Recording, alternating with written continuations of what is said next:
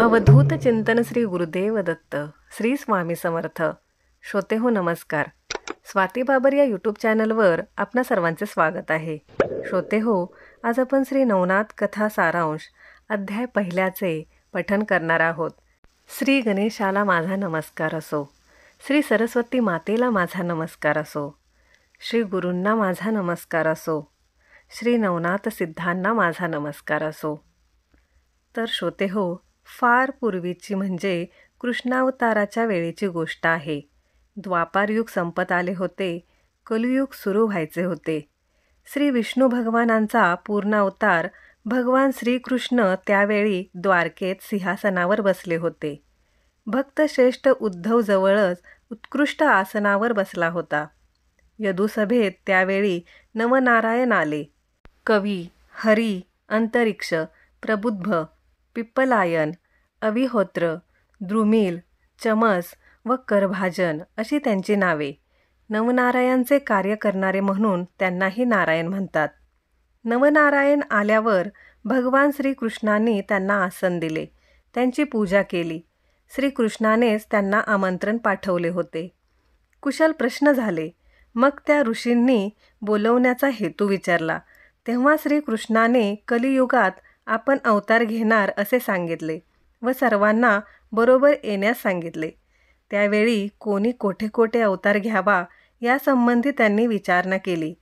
श्रीकृष्ण म्हणाले, कवी ऋषीने मच्छिंद्रनाथ होऊन जगात कार्य करावे. हरी ऋषीने त्याचा शिष्य गोरक्ष व्हावे.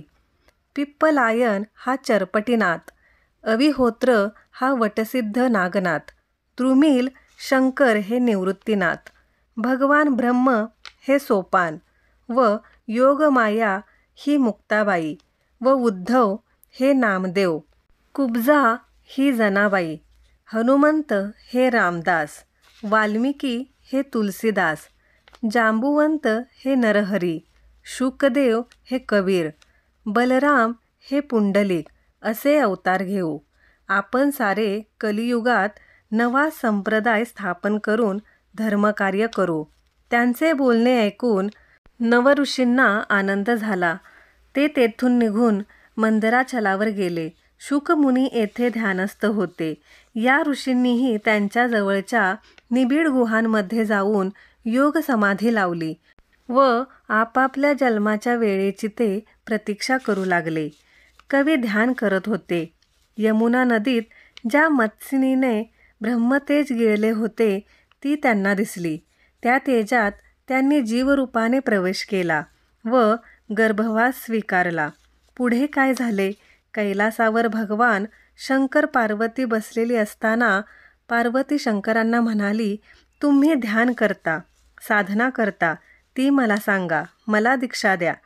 तेव्हा भगवान शंकर तिला म्हणाले, मी दीक्षा देतो, पण निवांत व एकांताची जागा हवी.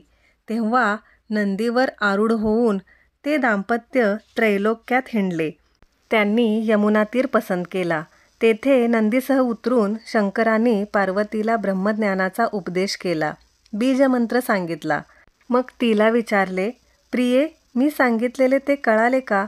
पार्वतीने होकार देण्याआधीच यमुनेच्या पाण्यातून हो कळाले असा उद्गार आला. शंकरांनी पाण्यात पाहिले तर पाण्यात एक मोठी मत्स्य आहे. तिचा गर्भ कवी नारायणाने व्यापलेला आहे. भगवान शंकर त्यांना म्हणाले, कवी तू ऐकलेस? वा, अनुभवही घेतलास? पुन्हा गर्भ बोलला, होय, सर्वत्र अभेद ब्रह्माचाच प्रत्यय येत आहे. तेव्हा भगवान शंकर म्हणाले, मत्स्येंद्रा, धन्य आहेस. आता तुला पुढे पुन्हा श्री दत्तांकडून उपदेश देववीन. मग पार्वतीसह भगवान शंकर तेथून निघून गेले. मत्स्यिनीने तो गर्भ अंड्यासहित पुढे तीरावर वाळूत टाकला. तेथे बगळ्यांचा एक थवा मासे खाण्यासाठी आला. त्यांना ते अंडे दिसले. भक्ष्याच्या आशेने त्यांनी ते फोडले. त्याच्या आत मनुष्य बालक दिसला. तो मोठमोठ्याने रडू लागला. तेव्हा ते बगळे भ्याले आणि पळून गेले. तो बालक अंड्याच्या फुटक्या कवचात पडून वारंवार रडू लागला. तेवढ्यातच तेथे कामिक नावाचा मासे पकडणारा कोळी आला. त्याने ते रडणे ऐकले. तो जवळ आला. अंड्यात एक बालक रडत होता. त्याने वात्सल्याने त्याला उचलून घेतले. त्याचे रडणे कसे थांबवावे याचा विचार करीत तो क्षणभर उभा राहिला. तोच त्याला आकाशवाणी ऐकू आली. कामिका, हा कविनारायण ऋषी आहे. हा सिद्ध जगाचा तारक आहे. याला घरी ने, वाढव आणि याचे नाव मच्छिंद्र ठेव. कोळ्याला फार आनंद झाला. त्या मुलाला घेऊन तो लगबगीने धावत घरी गेला. त्याने त्याची बायको शारद्वता जवळ तो बालक दिला. तो बालक कसा सापडला ते त्याने सांगितले. तिला फार आनंद झाला. तिने व कामिक कोळ्याने आपण निपुत्रिक आहोत म्हणून देवाला दया येऊन त्याने आपल्याला हा पुत्र दिला आहे असे समजून प्रेमाने त्याचे संगोपन करण्याचे ठरवले. आश्चर्य असे की त्याला पोटाशी धरताच शारदतेला पाना फुटला. त्यांनी त्या मुलाचे नाव मच्छिंद्र ठेवले. फार लाडाने त्याला वाढवले. 5 वर्षांचे झाल्यावर मच्छिंद्रनाथ वडिलांसह नदी तीरावर गेले. कामिक व मच्छिंद्रनाथ यमुने तीरावर गेले. एकदा जाळे टाकून कामिकाने मासे पकडले व काठावर आणून मुलासमोर ते वाळूत टाकले. मुलाला मासे सांभाळण्यास सांगून तो पुन्हा नदीत जाळे टाकण्यास गेला. मच्छिंद्रनाथांना ते पाण्याबाहेर तडपणारे मासे बघून व त्यांची प्राणांतिक स्थिती बघवेना. त्याला वाटले हे मासे पाण्यात सोडावे म्हणजे जगतील. मच्छिंद्रनाथांनी ते मासे पाण्यात सोडले. थोड्या वेळाने कामिक परत आला. मासे कमी दिसले असे त्याने विचारताच मुलगा म्हणाला, मी ते पुन्हा नदीत सोडले. उगाच तडफडत होते. कोळी संतापला. तो म्हणाला, पोरा, भीक मागायची आहे का? असे पाण्यात टाकलेस तर खाशील काय? त्याच्या रागामुळे मुलगा गप्प बसला. मारामुळे कळवळला. कोळ्याची पाठ फिरली तेव्हा मच्छिंद्रनाथांनी निर्वाणीचा विचार केला. भीक? होय, मासे खाण्यापेक्षा भीक बरी. आता येथे राहायचे नाही. मच्छिंद्रनाथ तीरापासून दूर गेले आणि उत्तरेची दिशा धरून खूप जोराने पळत सुटले. कामिकापासून ते जास्तीत जास्त दूर जात होते. दमले की ते विश्रांती घेत व पुन्हा धावू लागे. असे धावता धावता ते बद्रिका वनाला गेले.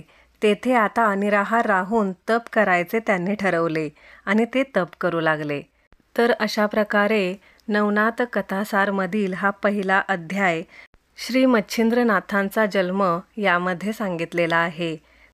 तर या अध्यायाची फलश्रुती अशी आहे की जो हा अध्याय पठन करेल किंवा श्रवण करेल त्यांची संबंधबाधा नाहीशी होऊ शकते.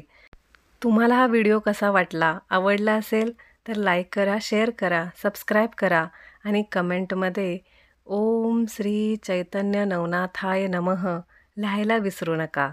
धन्यवाद.